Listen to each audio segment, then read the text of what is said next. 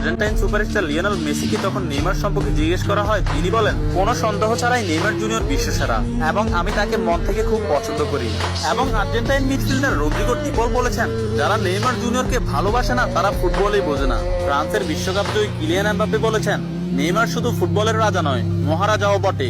Argentine goalkeeper Emiliano Martinez বলেছেন, আমি Neymar জুনিয়রের অনেক বড় ভক্ত।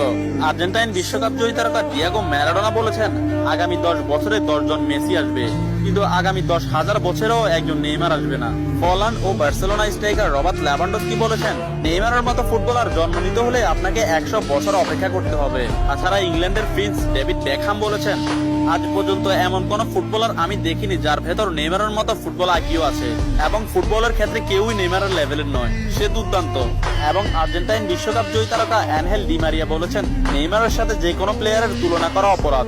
ফ্রান্সের বিশ্বকাপ জয়ী তারকা কারিম বেনজেমা বলেছেন,